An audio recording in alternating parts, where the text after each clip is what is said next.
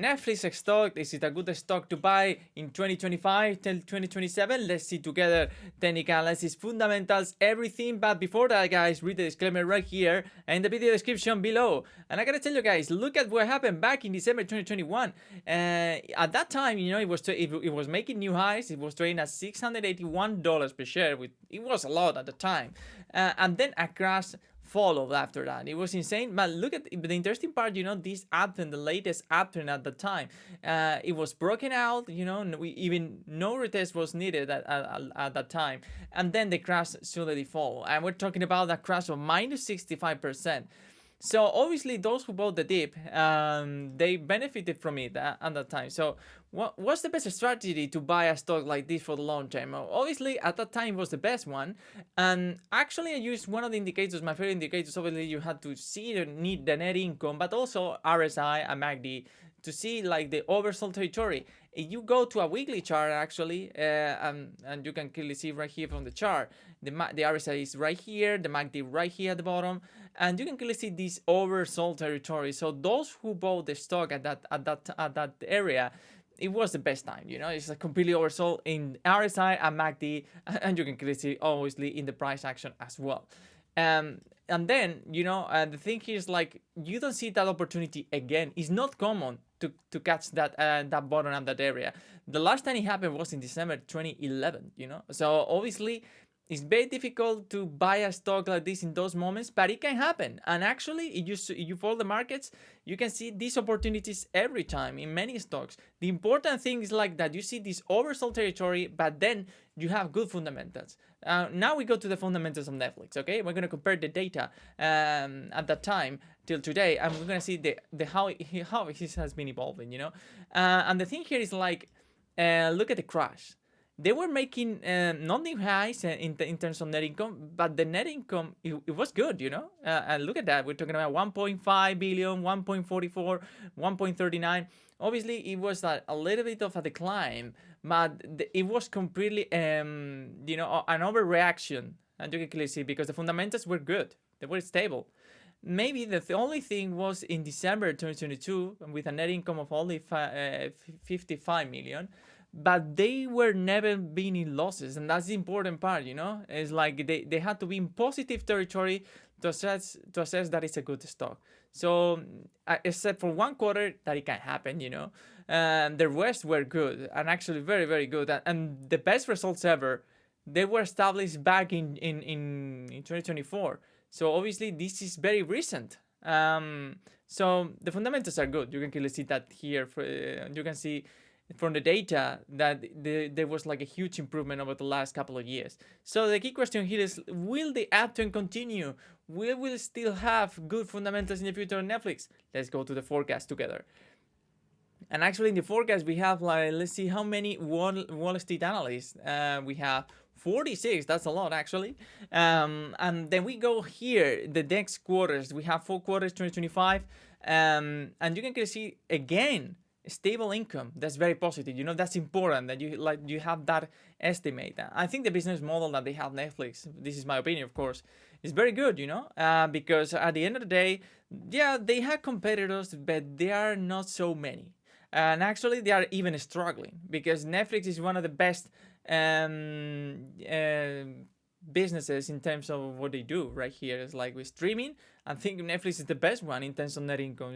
They are making the most money out of that particular business. So obviously that's something very, very positive. It's not a monopoly, of course, but they are performing really good. The fundamentals are very clear here, very stable, the revenue.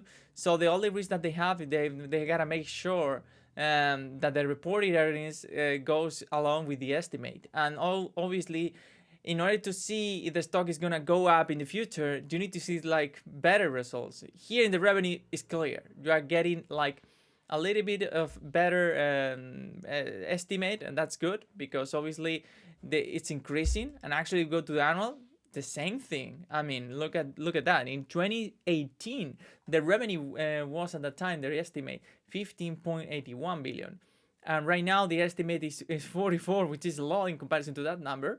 And then by 2028 is almost 60 billion.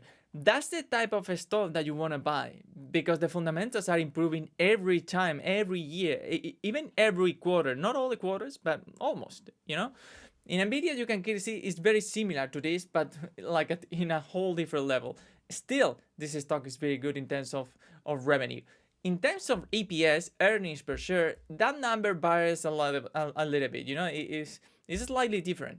In that sense, we have an estimate in the next quarter 5.73, which is actually, I would say, is the best results ever. So the estimate of Netflix in the next quarter is the best result ever in terms of EPS. And the next quarters after this one, still even better. So maybe the last one in the last quarter of 2025, and maybe that's because of the last quarter of every year is like the worst one, which is logic. But at the end of the day, look at the annual. Wow, this is amazing. I mean, we have an estimate of 24.65 billion by the end of 2025, and then by 2028, an estimate of the EPS 41.18. That's double the number we got last year. That's amazing. If they get it, that's amazing. That's a really good number. So obviously, based on this data, based on the fundamentals only, obviously, this is a really good stock because it's very similar. You compare it to Nvidia or other stocks. That type of growth is the best one to buy and hold for a long time. So that's the thing.